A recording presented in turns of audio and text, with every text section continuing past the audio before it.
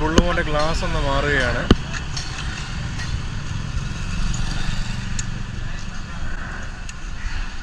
ബുള്ളുമോനെ glass മാറ്റി ഒന്ന് വാഷും ചെയ്തെടുക്കണം, എങ്കിലേ ബുള്ളുമോൻ വൃത്തിയാകത്തുള്ളൂ.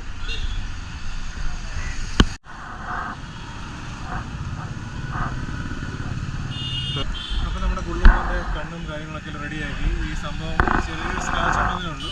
അപ്പോൾ ഇത് മൊത്തം മാറാൻ നിന്ന് കഴിഞ്ഞാൽ കുറച്ചധികം പൈസയാവും. അപ്പോൾ നമ്മൾ തൽക്കാലം അതൊന്നും മാറുന്നില്ല. നാട്ടിൽ തന്നെ ബാക്കിയുള്ള കാര്യങ്ങൾ കലാപരിപാടിയൊക്കെ പോകാം. പിന്നെ ഒന്ന് വൃത്തിയാക്കി എടുക്കാറുണ്ട്, പിന്നെ കാർപ്പറ്റ് കാര്യങ്ങളൊക്കെ പെയിൻറ്റ് എടുക്കാറുണ്ട്. അപ്പോൾ അതെന്തായാലും ഒറിജിനൽ സാധനം തന്നെയാണ്. അപ്പോൾ ഇതുകൊണ്ട് നമുക്ക് അഡ്ജസ്റ്റ് ചെയ്യാം. ഇനി നമുക്ക് ബാക്കിയുള്ള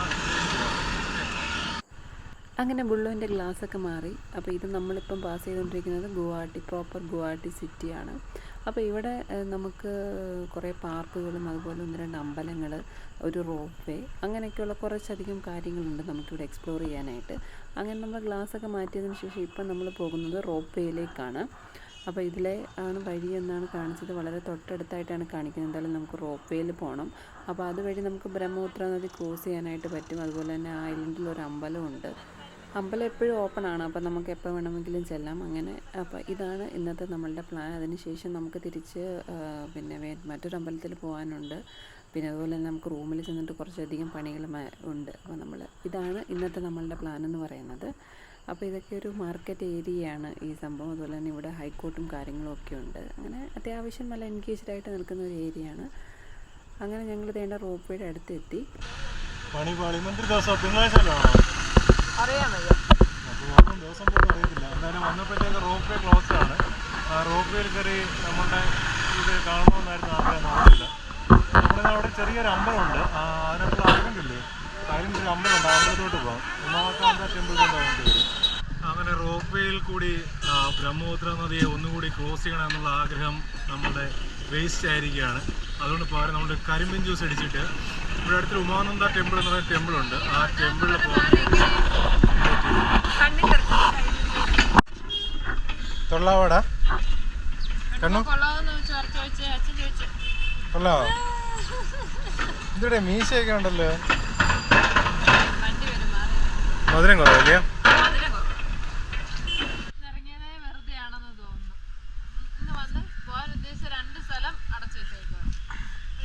കളിക്കുന്ന ഒരു സ്ഥലം കണ്ടു, അവിടെ കേറാന്ന് വെച്ച് കഷ്ടം അങ്ങോട്ടായി ചൂണ്ടിക്കൊണ്ട് നിൽക്കുന്നത്. അത് അടവാടാ പൊന്നെ വേറെ സ്ഥലത്ത് അച്ഛൻ കൊണ്ടുപോവാം, വേറെ പാർക്കിൽ അച്ഛൻ കൊണ്ടുപോവാം.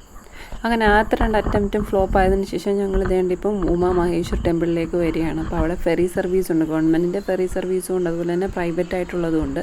അപ്പോൾ ഗവൺമെൻറ്റിൻ്റെ സർവീസാണ് നമുക്ക് അഫോർഡബിളായിട്ട് തോന്നുന്നത്.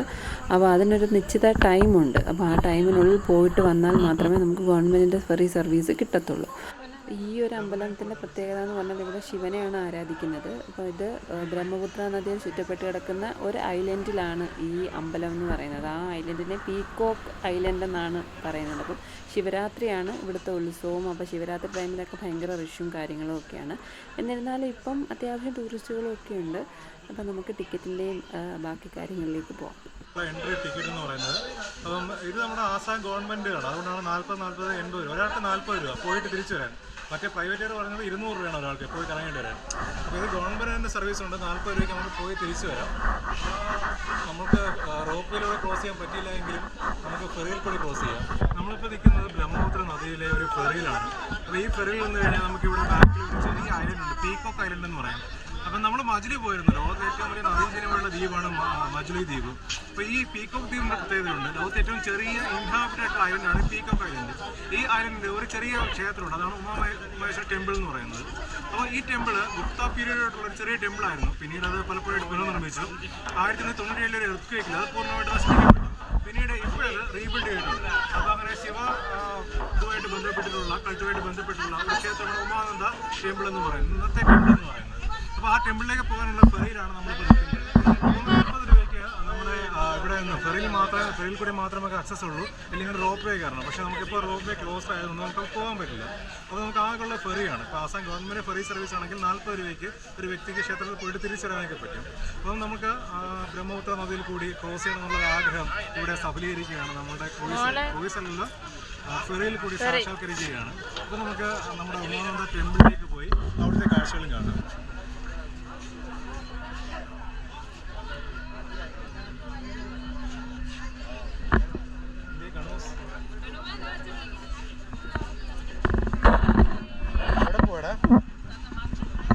വെള്ളത്തിൽ പോവാന്നോ? ഒരു 10-200 പേരെയൊക്കെ ഒരുമിച്ച് കൊണ്ടുപോകാൻ പറ്റുന്ന ഒരു ഫെറിയാണ് ഇതെന്ന് പറയുന്നത്. അപ്പോൾ അത്യാവശ്യം നല്ലതുപോലെ ആളുകളുണ്ട്. അപ്പം കൂടുതലും ഇവിടുത്തെ ലോക്കൽസ് തന്നെയാണ്. അപ്പം നമുക്ക് ഇവിടെ നിന്നാൽ ഐലൻഡ് കാണാം. ഈ ഐലൻഡിലാണ് അമ്പലം ഉള്ളത്. അപ്പോൾ അവിടെയും നമുക്ക് കാണാം ഒരുപാട് പടികളും കാര്യങ്ങളും ഒക്കെ ഉണ്ട് അമ്പലത്തിലേക്ക് കയറാനായിട്ട്. അത്രയ്ക്ക് സേഫ് ആവുമെന്ന് അറിയില്ല. അത്യാവശ്യം നല്ല സ്പീഡുണ്ട് വണ്ടിയിലല്ലോ ഫെറിക്ക്. അപ്പം ഞാൻ നേരത്തെ പറഞ്ഞതുപോലെ നമ്മളിപ്പോൾ പോയിക്കൊണ്ടിരിക്കുന്നത് ബ്രഹ്മപുത്ര നദിയിലൂടെയാണ്. അപ്പം ടൂറിസ്റ്റുകൾ വളരെ കുറവാണ്. കൂടുതലും ഇവിടുത്തെ ലോക്കലായിട്ടുള്ള ആളുകൾ തന്നെയാണ്. അപ്പം അവർ അവരുടെ പൂജയും വഴിപാടും കാര്യങ്ങളും ഒക്കെ വേണ്ടിയിട്ട് പോയതാണ്. അപ്പോൾ ഈ വെള്ളപ്പൊക്ക സമയത്തൊക്കെ ഒരുപാട് ഡാമേജും കാര്യങ്ങളും ഒക്കെ വന്നിട്ടുള്ള ഈ അമ്പലം വീണ്ടും അത് പുനരുദ്ധാരണം ചെയ്ത് പഴയതുപോലെ ആക്കുകയാണ് ചെയ്തത്. അപ്പോൾ ശിവനെയാണ് ഇവിടെ പ്രധാനമായിട്ട് ആരാധിക്കുന്നത്.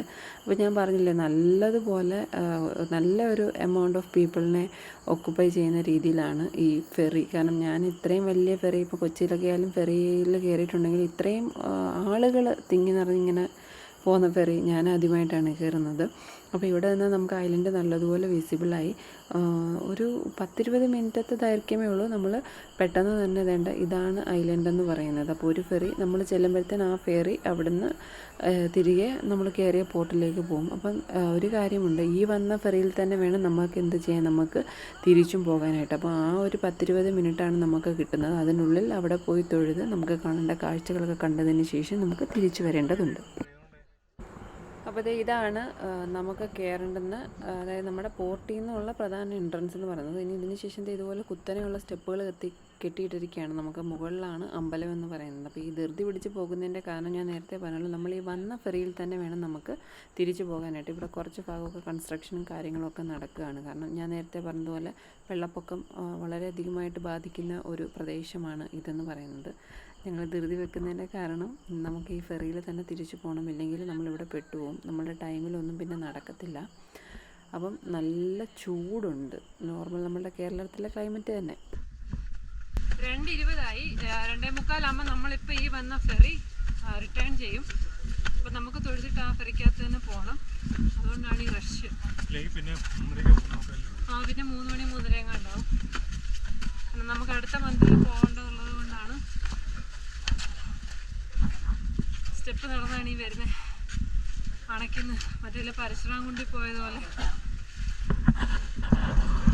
അങ്ങനെ എന്തായാലും നടന്ന് അത്യാവശ്യം നല്ലതുപോലെ നടക്കാനുണ്ടായിരുന്നു. നടക്കുകയല്ല, സത്യത്തിൽ ഞങ്ങൾ ഓടുമായിരുന്നു. കാരണം നമ്മളുടെ സമയം പ്ലാനിങ് എല്ലാം മൊത്തം പോകും. അങ്ങനത്തെ ഇതാണ് മന്ദിർ. ആ വൈറ്റ് എൻട്രൻസ് കാണുന്നത് ഇവിടുത്തെ പ്രധാന മന്ദിർ. ഇത് ഇവിടുത്തെ ഉപദേവാലയങ്ങൾ. അപ്പം ഉമാമഹേശ്വരി, അതുപോലെ തന്നെ ഉമാമഹേശ്വർ, അതുപോലെ തന്നെ ഉമാ പാർവതി, അങ്ങനെയൊക്കെ പല പല പേരുകളിലാണ് ഈ പീക്കോക്ക് ഐലൻഡിൽ ഈ അമ്പലം അറിയപ്പെടുന്നത്. അപ്പോൾ ഇവിടുത്തെയൊക്കെ അമ്പലങ്ങളുടെ ഒരു ഇതെന്ന് പറഞ്ഞാൽ കഥകൊന്നുമില്ല, ഇങ്ങനെ ഓപ്പണായിട്ടിരിക്കുന്നതാണ്. അപ്പോൾ ഇവിടെ ഒരു ശിവലിംഗമുണ്ട്. അപ്പോൾ ഇനി ഇതേ ആ വൈറ്റ് എൻട്രൻസില്ലേ, അപ്പോൾ അവിടേക്കാണ് പ്രധാനപ്പെട്ട അമ്പലം. അപ്പം ഓരോ ഫെറിയിലും നല്ലൊരു ഒരു കൂട്ടം ആളുകൾ ഇവിടെ വന്ന് ഇറങ്ങുന്നുണ്ട്. കാരണം നമുക്കത് കയറി ഇറങ്ങുമ്പോൾ മനസ്സിലായി. കാരണം അത്യാവശ്യം നല്ലതുപോലെ തിരക്കും കാര്യങ്ങളും ഒക്കെ ഉണ്ട്. അപ്പോൾ അത് ഇവിടെ കൺസ്ട്രക്ഷനോട് കൂടെ നടക്കുന്നത് കൊണ്ടാണ് ഇങ്ങനെയൊക്കെയുള്ള കാര്യങ്ങൾ. അപ്പോൾ അത് ക്യൂ നിന്ന് വേണം കയറാൻ. അപ്പം നമ്മൾ ആദ്യം വന്നതുകൊണ്ട് നമ്മൾ രക്ഷപ്പെട്ടു, നമുക്ക് ക്യൂ ഇല്ല. പക്ഷേ ഞങ്ങൾ തിരിച്ചിറങ്ങിയപ്പോഴത്തേന് ക്യൂ ആയി. അപ്പോൾ ഇതാണ് ഇവിടുത്തെ പ്രധാന മന്ദിരം എന്ന് പറയുന്നത്. ഇതിനകത്ത് ഫോട്ടോഗ്രാഫിയും കാര്യങ്ങളൊന്നും അലൗഡ് അല്ല. അപ്പോൾ ഇതാണ് പുരാതനമായിട്ടുള്ള ഷ്രൈനാണ്, ഏറ്റവും പഴയ ഷ്രൈനാണ്. ഇപ്പോൾ ഇത് പിന്നീട് പുതുക്കി പണിയ ഷ്രൈനുമാണ്. അപ്പോൾ പിന്നീട് പുതുക്കി പണിയ ശേഷം പല ഉപദേവാലയങ്ങൾ അങ്ങനെയുള്ള കാര്യങ്ങളൊക്കെ പണിയിട്ടുണ്ട്. അപ്പോൾ ഇതാണ് ഇവിടുത്തെ ഒരു പ്രധാനപ്പെട്ട കാഴ്ച എന്ന് പറയുന്നത്. ബ്രഹ്മപുത്ര നദിയിലെ ഒരു ചെറിയ ഇലയിൽ നിർമ്മിച്ചിരിക്കുന്ന ചെറിയൊരു ക്ഷേത്രം. ഇവിടെ നിൽക്കുമ്പോൾ ഇങ്ങനെ അച്ച എടുത്തോളാം, അച്ച ഓണാക്കി തരാം. ബ്രഹ്മപുത്രയാണ് സൈഡിൽ കൂടെ ഒഴുകുന്നത്. ഇത് നമ്മുടെ റോപ്പ് വേ കാണാം. അത് തന്നെ റോപ്പ് വേ ഒക്കെ കാണാം. ഈ ഐലൻഡിൽ റോപ്പ് വേക്ക് ഒരു സ്റ്റേഷൻ ഉണ്ടായിരുന്നു. പക്ഷേ ഇപ്പോൾ മെയിൻ്റനൻസ് ആയിട്ട് ആ റോപ്പ് വേ ക്ലോസ് ചെയ്തിരിക്കുമെന്നാണ് പറഞ്ഞത്. അപ്പോൾ ഇതാണ് നമ്മുടെ ഉമാ മഹേശ്വർ അല്ലെങ്കിൽ ഉമാനന്ദ, പിന്നെന്താ ഉമാ പാർവതി ആ ക്ഷേത്രത്തിലെ കാഴ്ചകൾ എന്ന് പറയുന്നത് എല്ലാം കൂടാണ് കേട്ടോ. ക്യൂ ആയി. അപ്പം നമുക്കിനി പോകാം. 10-20 മിനിറ്റ് ആയി കയറിയിട്ട്. അപ്പോൾ പോയാലോ? അപ്പോൾ ഉമാമഹേശ്വർ ടെമ്പിളിൽ നിന്ന് നമ്മൾ വിസിറ്റൊക്കെ കഴിഞ്ഞതിന് ശേഷം നമ്മൾ മറ്റൊരു, അതായത് ഗുവാഹട്ടിയിലെ ഫേമസ് ആയിട്ടുള്ള മറ്റൊരു അമ്പലത്തിലേക്കാണ് പോകുന്നത്. ഒരു പക്ഷേ ഈ അമ്പലത്തിൻ്റെ പേര് കേൾക്കുമ്പം കുറേ പേർക്കെങ്കിലും അറിയാമായിരിക്കും. കാമാഖ്യ ടെമ്പിൾ എന്നാണ് പറയുന്നത്. അപ്പോൾ സ്ത്രീകൾക്കൊക്കെ ഒരുപാട് പ്രാധാന്യം കൊടുക്കുന്ന ഒരു അമ്പലമാണ് ഈ കാമാഖ്യ ടെമ്പിൾ എന്ന് പറയുന്നത്. അപ്പം നമ്മൾ ഈ കണ്ട കാര്യങ്ങളും എല്ലാം വിസിറ്റ് ചെയ്യാൻ ഉദ്ദേശിച്ച കാര്യങ്ങളെല്ലാം ഏകദേശം ഒരു 10-15 കിലോമീറ്ററിനകത്ത് തന്നെ നമുക്ക് ആക്സസ് ചെയ്യാൻ പറ്റുന്ന രീതിയിലാണ് എല്ലാം ഉള്ളത്. പിന്നെന്ന് പറയാനായിട്ട് ഇവിടുത്തെ ക്ലൈമറ്റാണ് നമുക്കൊരു ബുദ്ധിമുട്ട് തോന്നിയത്. കാരണം എന്ന് പറഞ്ഞു കഴിഞ്ഞാൽ പെട്ടെന്ന് നമ്മൾ തണുപ്പുള്ള സ്ഥലങ്ങളിൽ നിന്ന് പെട്ടെന്ന് തിരിച്ച് ചൂട്, അതായത് നമ്മളുടെ ഇപ്പോൾ ഉള്ള കേരളത്തിലെ ചൂടാണ് ഇവിടെ എന്ന് പറയും ഇപ്പം ഈ നിലവിൽ ഇവിടെ ഉണ്ടായിരുന്നത്. അപ്പോൾ അത് നമുക്കൊരു വലിയ ബുദ്ധിമുട്ടുണ്ടായിരുന്നു. അപ്പോൾ നമ്മൾ ആ മെയിൻ എൻട്രൻസിന് ശേഷം നമ്മൾ നല്ലതുപോലെ ഒരു 3-4 കിലോമീറ്റർ ഉണ്ട് വീണ്ടും അമ്പലത്തിലേക്ക് എത്താനായിട്ട്. പക്ഷെ നേരത്തെ അവിടെ കണ്ടത്ര റഷ്യൻ കാര്യങ്ങളൊന്നും ഇവിടെ കണ്ടില്ല. അപ്പം കാമാഖ്യയിലെ വിശേഷങ്ങൾ കാണാൻ ഇനി. കാമാഖ്യ ക്ഷേത്രം കയറിക്കൊണ്ടിരിക്കുകയാണ്. വണ്ടി അവിടെ താഴെ പാർക്ക് ചെയ്തിട്ടുണ്ട്. നമ്മുടെ ബൈക്ക് പാർക്കിംഗ് നിർത്തി നിന്നും കുറച്ച് നടക്കാനുണ്ട്. പെണ്ണെടുത്ത് നടന്നൊരു ക്ഷീണം, അവിടെ നടക്കത്തില്ല. അപ്പോൾ നമ്മൾ ഇത് കയറി ചെല്ലുന്നത് ജനറൽ ക്യൂവിലോട്ടാണ്. നമുക്കൊന്ന് എഴുതി വെച്ചേക്കുന്നത് അവിടെ. ഇനി അവിടെ ചെല്ലുമ്പോൾ പറയുകയാണ് ക്യൂ ഉണ്ടോ എന്തോ പരിപാടി. നമ്മളുടെ ഗുരുവായൂരൊക്കെ പോകുന്ന രീതിയിൽ, അതായത് 2 സൈഡും ഒരുപാട് കടയും കാര്യങ്ങളും ഒക്കെ ആയിട്ട് എല്ലാം കാര്യങ്ങളൊക്കെയാണ് ഉള്ളത്. അപ്പം ഇതാണ് അമ്പലത്തിൻ്റെ മെയിൻ.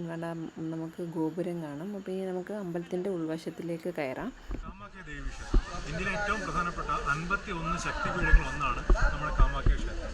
പിന്നെ ഒരു കഥ ഇങ്ങനെയാണ്, പഴയൊരു കഥ ഇങ്ങനെയാണ്. അതായത് പണ്ട് സതീദേവിയുടെ അച്ഛനായ ദക്ഷൻ നടന്ന യാഗത്തിന് പരമേശ്വരൻ്റെ ഇഷ്ടമില്ലാതെ സതീദേവി പോയി. അപ്പം ഈ ക്ഷണമില്ലാതാണല്ലോ പോകുന്നത്. അപ്പം സതീദേവി വിചാരിച്ചത് അച്ഛൻ രാവിലെ സ്വീകരിക്കുമെന്നാണ്. അപ്പോൾ എന്തായാലും സ്വീകരിച്ചില്ല. പിന്നീട് പുള്ളിക്കാരി തീയിൽ ചാടി ജീവനൊടുക്കുകയാണ് കഥ. അപ്പോൾ ഇതറിഞ്ഞ പരമേശ്വരൻ അങ്ങനെ കോപാകുലനായി. അപ്പോൾ പരമേശ്വരൻ്റെ കോപമൊക്കെ ശമിപ്പിക്കാൻ വേണ്ടി മഹാവിഷ്ണു ഈ സതീദേവിയുടെ ശരീരത്തേക്ക് നുറുക്കി പല ഭാഗങ്ങളായിട്ട് എറിഞ്ഞു. അപ്പോൾ അതിൽ ദേവിയുടെ യോനിഭാവം വന്നു വീണ ഭാഗമാണ് കാമാഖ്യ ദേവീക്ഷേത്രമായിട്ട് ഇരിക്കുന്നതാണ് വിശ്വാസം. അപ്പോൾ ഇവിടുത്തെ പൂജ തന്നെ യോനി പൂജയാണ്. അതായത് അതാണ് ഇവിടുത്തെ മെയിൻ പ്രതിഷ്ഠ എന്ന് പറയുന്നത്. അപ്പോൾ അതിൻ്റെ ഫെസ്റ്റിവലാണ് അമ്പുബച്ചി മേള എന്ന് പറയും. ഇവിടുത്തെ ഏറ്റവും പ്രധാനപ്പെട്ട ഫെസ്റ്റിവലാണ്. അപ്പോൾ ഈ ക്ഷേത്രം ഇരിക്കുന്നത് നീലാചല എന്ന് പറയുന്ന കുന്നിലാണ്. അപ്പോൾ നമ്മൾ വന്നു പിടിക്കാനല്ല, കുന്ന് ചുരം കയറിയാണ് വരുന്നത്. അപ്പോൾ നീലാചല കുന്നുകളുടെ ഏറ്റവും ടോപ്പിലാണ് ഈ ക്ഷേത്രം ഇരിക്കുന്നത്. അപ്പോൾ ഇതിൻ്റെ തൊട്ടുതാരം നമ്മുടെ ബ്രഹ്മപുത്ര നദി ഒഴുകുന്നുണ്ട്. ഈ അമ്പുബച്ചി മേള നടക്കുന്ന സമയത്ത് ഇവിടെ നീരുറവുണ്ട്. ആ നീരുറവ് പോലും ചുമക്കും. അപ്പോൾ അങ്ങനെ ആ ഒരു സമയത്ത് ആ നീരുറവിൽ നിന്നും വെള്ളം ശേഖരിക്കുന്ന ഭക്തരുടെ തിരക്കാണ്. ഇവിടെ നമുക്ക് നോക്കിയാൽ തന്നെ അറിയാൻ പറ്റും. എല്ലാം ചുമപ്പ് നിറമാണ്. വേറെ കോടളി ആൾക്കാർ തലയിൽ കെട്ടിയിരിക്കുന്നില്ലേ, ഇതെല്ലാം ചുവപ്പ് നിറമാണ്. പ്രധാനമായിട്ട് കുങ്കുമം നൽകുന്നു. അപ്പോൾ അങ്ങനെ ഒരുപാട് കാര്യങ്ങളുണ്ട്. പിന്നെ വേറൊരു കാര്യം, ഇവിടെ ബലി നൽകാറുണ്ട്, മൃഗങ്ങളെ ബലി നൽകാറുണ്ട്. അത് ഈ ക്ഷേത്രത്തിന് പൂജ അമ്പുബച്ചി മേള സമയത്തൊക്കെയാണ്. പക്ഷേ പെൺമൃഗങ്ങളെ ഇവിടെ ബലി നൽകാറുണ്ട്, ആൺമൃഗങ്ങളെ മാത്രമേ ബലിയൊക്കെ നൽകാറുള്ളൂ. അപ്പോൾ അങ്ങനെ മിത്തും ചരിത്രവും ഒരുപാട് വിശ്വാസവും ബ്രഹ്മപുത്ര നദിയും ഒക്കെ ആയിട്ട് കൂട്ടിപ്പണഞ്ഞ് കിടക്കുന്ന ഇന്ത്യയിലെ വളരെ പ്രധാനപ്പെട്ട ക്ഷേത്രങ്ങളൊന്നും ഏറ്റവും പ്രധാനപ്പെട്ട ശക്തിപീഠങ്ങളൊന്നുമാണ് നമ്മളുടെ ക്ഷേത്രം കാമാഖ്യ ദേവി ക്ഷേത്രം. അപ്പോൾ നമുക്ക് കാമാഖ്യ ദേവി ക്ഷേത്രത്തിലെ കാഴ്ചകൾ കാണാം. ഇവിടെ ജനറൽ ക്യൂവും പൈസ കൊടുത്ത് കൊടുക്കുന്ന ക്യൂവൊക്കെ ഉണ്ട്. പഴയൊരു അഹോം സ്റ്റൈലിലൊക്കെയാണ് ഇതിൻ്റെ ആർക്കിടെക്ചർ എന്ന് പറയുന്നത്.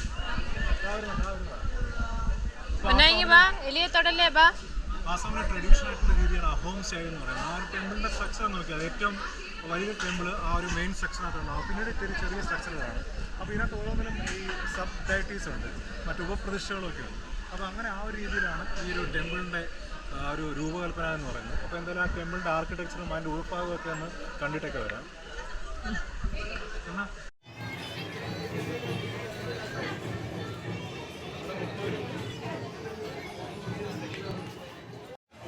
ഇവിടെ സ്ത്രീകൾക്ക്, ഞാൻ നേരത്തെ പറഞ്ഞ സ്ത്രീകൾക്ക് പ്രാധാന്യം കൊടുക്കുന്ന ഒരു അമ്പലമാണ്. അതുകൊണ്ട് തന്നെ ചുവന്ന നിറത്തിലെ കുങ്കുമമാണ് ഇവിടുത്തെ പ്രസാദം. അതുപോലെ തന്നെ ചുവന്ന നിറത്തിലുള്ള നൂല് കൈകെട്ടാനൊക്കെയുള്ളതാണ് ഇവിടുത്തത് പ്രാധാന്യം കൊടുത്തിരിക്കുന്നത്. അതുപോലെ തന്നെ ഇവിടെ എലികളൊക്കെ ഉണ്ട്, വഴിപാടിനൊക്കെ ആയിട്ടൊക്കെ കൊണ്ടുവച്ചിരിക്കുന്നതാണ് ഈ സംഭവം എന്ന് പറയുന്നത്.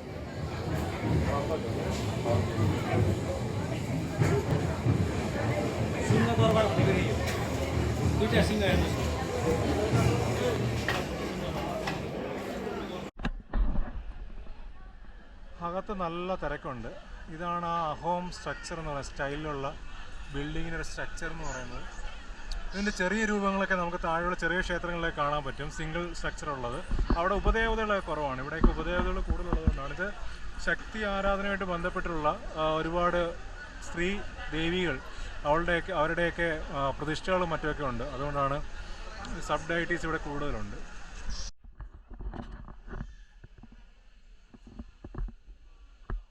ഇവിടെ ബലി കൊടുക്കുന്ന സ്ഥലമൊക്കെ കാണാം. ക്ഷേത്രത്തിലെ പ്രധാന കോംപ്ലക്സ് ആണ് ഏകദേശം 17ാം നൂറ്റാണ്ടിൽ നിർമ്മിച്ചിരിക്കുന്നതാണ് ഇപ്പോൾ നമ്മൾ കാണുന്നത്. ആ പാലത്തിലെ കാർവിങ്സ് എല്ലാം ആ ഒരു സമയത്തെ അടയാളപ്പെട്ട രീതിയിലുള്ള ആ ഒരു ഡിസൈനുകളും കാര്യങ്ങളൊക്കെയാണ്. അപ്പോൾ നമ്മുടെ ഉള്ളിലെ ഡയറ്റി എന്ന് വെച്ച് കഴിഞ്ഞാൽ നമ്മുടെ ശബരിമല ക്ഷേത്രം, എനിക്ക് അതാണ് ഓർമ്മ വന്നത്. ശബരിമലയിൽ ചെറിയൊരു ഇത് മാത്രം, അയ്യപ്പൻ്റെ ചെറിയൊരു വിഗ്രഹം, അതുപോലത്തെ ഒരു ചെറിയൊരു വിഗ്രഹമാണ് ദേവിയുടെ. മുകളിൽ ഗോൾഡൻ ഓർണമെൻറ്റ്സ് ഇത് കൊടുത്തിട്ടുണ്ട്, ഒരു ഷെൽട്ടർ പോലെ സംഭവം കൊടുക്കുന്നുണ്ട്. പക്ഷേ രസമുണ്ട്, ഉള്ളിൽ കൂടെയൊക്കെ നടന്നു പോയിട്ട് വരുമ്പോഴത്തേക്ക് ആ ഒരു ഫീല് വരുന്നുണ്ട്. അതിൻ്റെതായിട്ടുള്ള ഒരു ഭക്തിയുടേതായിട്ടുള്ള ഫീൽ, അങ്ങനെയൊക്കെയുള്ള കുറേ കാര്യങ്ങളൊക്കെ ഉണ്ട്. അപ്പോൾ അങ്ങനെ വരുന്നുണ്ട്. അപ്പോൾ ഇതായിരുന്നു നമ്മുടെ ഒരു ഗുവാഹട്ടി യാത്രയെന്ന് പറഞ്ഞു. ഗുവാഹട്ടിയിലെ ചെറിയൊരു സ്റ്റേ ആയിരുന്നു, ഒരു ചെറിയ സ്റ്റേ ആയിരുന്നു. അപ്പോൾ ഏറ്റവും പ്രധാനമായിട്ടുള്ളതായിരുന്നു നമ്മളുടെ കാണുക എന്നുള്ളതും ദേവിയെ കാണുക എന്നുള്ളതൊക്കെ നമ്മുടെ പ്രധാനപ്പെട്ട ഒരു ആഗ്രഹങ്ങളൊന്നും എന്തായാലും അത് സാധിച്ചു. അപ്പോൾ നമ്മുടെ ഗുവാഹട്ടി ഇത് അവസാനിക്കുകയാണ്. ആസാമിലോട്ടുള്ള നമ്മൾ ഇനിയും കയറും, പക്ഷേ ഇത്ര വാസ്റ്റായിട്ട് വരുന്നില്ല. ഏകദേശം സന്ധ്യയാവാറായി. അങ്ങനെ ഇനി നല്ലതുപോലെ വിശക്കുന്നുണ്ട്. അപ്പോൾ ഉച്ചക്കത്തെ ആഹാരമൊന്നും അങ്ങനെ ശരിയായില്ല. അപ്പോൾ ഇനി ഇവിടെ ഏതെങ്കിലും ഒരു റെസ്റ്റോറൻറ്റ് കണ്ടുപിടിക്കണം, അവിടുന്ന് ഫുഡ് കഴിക്കണം. അപ്പം ഇവിടുന്ന് ഒത്തൻറ്റിക് ആയിട്ടുള്ള ഇവിടുത്തെ ഒരു ഡിഷുണ്ട്, അതായത് നോൺ വെജിൽ വരുന്ന ഒരു ഫിഷ് കറി ഉണ്ട്. അപ്പോൾ അത് സൂപ്പറാണ്, നമ്മൾ ഒരുപാട് വ്ളോഗിലൊക്കെ കണ്ടിട്ടുണ്ട്. അപ്പം കട്ട്ലയോ അങ്ങനെ എന്ത് പറയുന്നൊരു മീനാണ് അവർ കറി വെക്കുന്നത്. അതൊരു പ്രത്യേക രീതിയിലുള്ള മസാലയും കാര്യങ്ങളൊക്കെയാണ്. അപ്പോൾ ഇനി അതൊന്ന് കയറി ട്രൈ ചെയ്യണം. നേരം കിട്ടിയില്ല. മാത്രമല്ല ഇവിടുത്തെ നമ്മൾ ആ ഫിഷ് ട്രൈ ചെയ്തില്ല. ബ്രഹ്മോത്രയിൽ നിന്ന് കിട്ടുന്ന കട്ടളയോ വേറെ ആരും പറഞ്ഞ അങ്ങനെ മേടിച്ചു. കറി ഞാനൊന്ന് തൊട്ട് നോക്കിയിട്ട് നല്ല രുചിയുണ്ട്. വ്യത്യാസമാണ്, പ്രത്യേക ടേസ്റ്റ് ഉണ്ട്. ചോറും കൊള്ളാം. കണ്ണു കൊള്ളാവടാ? കൊള്ളാവോ? എന്ത് എടുത്തൊഴിക്കുന്നേ? മജിലയിൽ വെച്ചും ജോർഹനിൽ വെച്ചും ട്രൈ ചെയ്യണമെന്ന് വിചാരിച്ചാണ്, പക്ഷെ നടന്നില്ല. ഇപ്പോഴാണ് അത് പറ്റിയത്. ഇപ്പോൾ എന്തായാലും ആസാമിൽ വന്നിട്ട് ട്രഡീഷണൽ ആയിട്ടുള്ള ആസാമി ഫിഷ് അല്ലേ, ഫിഷും കഴിച്ച് ഫുഡും കഴിച്ചൊന്ന് സെറ്റായി നല്ല മീനാണ്. അപ്പോൾ അങ്ങനെ ബ്രഹ്മപുത്രയിലെ മീൻ കഴിക്കണം എന്നുള്ള ആഗ്രഹം തീർന്നേ.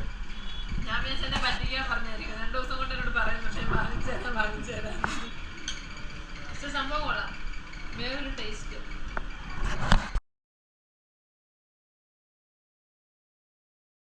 ഒരാഴ്ചയായി തുടങ്ങി ഡെലിവറി. ശ്യാമിൻ്റെ അങ്ങ് കഴിയില്ലേ? ആവശ്യത്തിനുള്ളത് മാത്രമേ കഴിയുള്ളൂ ഇതുവരെ. നമ്മളിപ്പോൾ എല്ലാം കഴിയില്ലേ? പണിയെടുക്കുകയാണ് കേസ്, പണിയെടുക്കുകയാണ്. അപ്പോൾ നമ്മൾ ഇന്നലെ രാത്രി പോയി അത്യാവശ്യം വേണ്ടുന്ന ഇന്നലെ രാത്രിയിലേക്ക് വേണ്ടുന്ന ഫുഡും കാര്യങ്ങളൊക്കെ അങ്ങനത്തെ ഐറ്റംസൊക്കെയാണ് വാങ്ങിച്ചത്. ഇന്നിപ്പോൾ നമ്മളുടെ റേഷൻ കുറച്ച് കാര്യങ്ങൾ റീഫിൽ ചെയ്യാനുണ്ട്. നാളെ ഇപ്പോൾ നമ്മൾ മേഘലയിലോട്ടൊക്കെ പോകും, റീഫിൽ ചെയ്യാനുണ്ട്. അവിടെയും കുറച്ച് നമ്മുടെ വെള്ളത്തിലേക്ക് ഇറങ്ങാനുള്ള ആക്ടിവിറ്റീസൊക്കെ ഉണ്ടെന്ന് തോന്നുന്നു. അപ്പോൾ അങ്ങനെയാണല്ലോ അതിനുള്ള കുറച്ച് ഡ്രസ്സൊക്കെ വാങ്ങിക്കണം.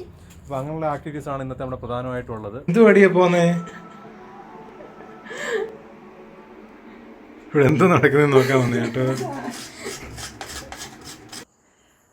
അപ്പോൾ രാത്രിയിലേക്കുള്ള ഫുഡും കാര്യങ്ങളൊക്കെ പ്രിപ്പറേഷൻ നടക്കുകയാണ്. അപ്പോൾ നാളെ നമുക്ക് നേരത്തെ ഇറങ്ങണം. ഇനി മേഘാലയയിലേക്കാണ്. അപ്പോൾ മേഘാലയയിൽ ചെന്നിട്ട് അവിടുത്തെ വിശേഷങ്ങൾ കാണാം.